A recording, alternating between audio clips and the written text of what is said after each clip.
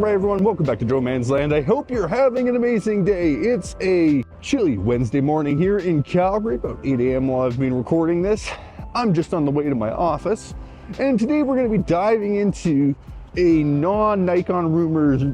And it's not even so much a rumor as it's just more educated projection this fella wrote about on his website. That and much more, but let's get to it. We'll do the article share. It's a beautiful indoor space called the Devonian Gardens. We've got lots of cool plants and all that good stuff. We'll go there at lunchtime and we'll see what it's all about.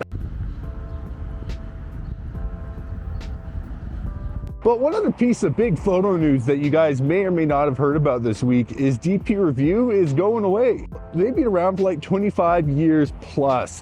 What is confirmed is that I think around April 10th, April 11th mark, they're going to be deleting the website. And, you know, it remains to be seen what they're going to do with the YouTube channel. Jordan Drake and Chris Nichols are going to be going over to Petapixel, so it's not like they're just leaving the YouTube space completely, but, you know, they've been the DP Review guys for a very long time. Before that, they were at the camera store.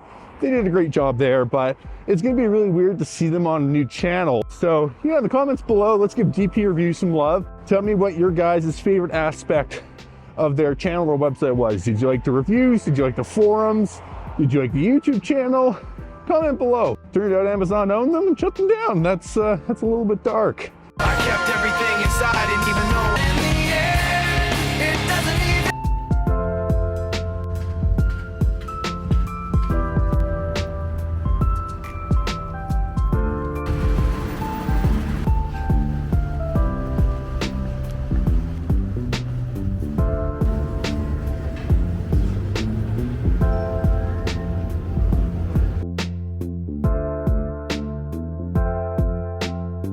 So this article is by Thom Hogan. Another sort of rumor style site, a little bit different than Nikon Rumors, but let's have a quick look at this article. So obviously it starts off by saying, you know, Nikon Rumors is really focusing on the Z8 being the next big camera drop by Nikon. So he's saying that he thinks this year is going to be a catch up and busy year for Nikon, as they were pretty quiet in 2022. From all the different sources that he's been in contact with, he thinks that Z6III is on the horizon. The real background noise in Tokyo right now concerns two other imminent camera bodies, both announcements and a roadmap, software, and perhaps a new flash. Of all these things, the only details I've learned seems to suggest that the Z6III might be one of those two bodies, and that the Snapdragon Nikon image space type software might be getting some attention. From what Tom's sources are saying, he's believing that there might not just be one camera body, there might actually be two. So of those two, if one of them was to be a Z6III, I think that that would be amazing and would get a lot of people to maybe actually come over to Nikon as opposed to some other camera brands. That being said, you know, there's different ideas of what that camera could look like, but let's get into what I think the Z6III should be and why it would bring people over from some other brands.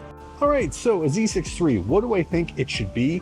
Well, sensor size wise, I'm not going to go beast mode with this. I think that the Z7III or the Z8 is going to be that megapixel monster. I'd say for a Z6III to have a compelling sensor in 2023, it would have to be somewhere around that 30 megapixel mark and be stacked, of course. Outside of that, it would be great if it was shutterless, but that's not a must-have. I think really where the must-haves come in are with the video specs. I don't think 8K is a must. I think 6K up to 30 frames with N-Log internal 10-bit recording would be great. 4K 120 full frame, no crop. If it has those features, I think a lot of people will be interested. One of the biggest limitations of the Z6, and I believe also might be on the Z6 II, is the inability to record 10-bit internal raw video. At one stage, at least for the Z6, you could actually mail your camera body into Nikon and pay them a couple $100s to unlock this 10-bit internal feature, and I think this is a very crucial feature that the Z6III will have to have, definitely for 4K and ideally for 6K shooting as well.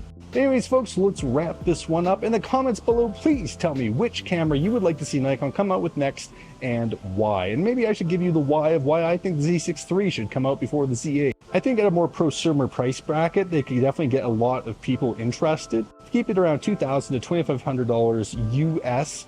It's a very competitive camera and it would get a lot of people interested. I know there's going to be purists out there that just want a photo only camera or a camera that's really focused on imagery, but having a camera that's really designed to be that all-around hybrid shooter would appeal to a wider consumer base and get a lot more people hyped on Nikon. I've been saying it for years now, and I will continue to beat this drum, but Nikon is great for video. I love my Z6 and think it's one of my favorite cameras to shoot with to date for both photo and video. So if they can keep that same form factor that we have in the old Z6, but just add a newer sensor and some better autofocus combined with a higher res of shooting, I'm hooked immediately.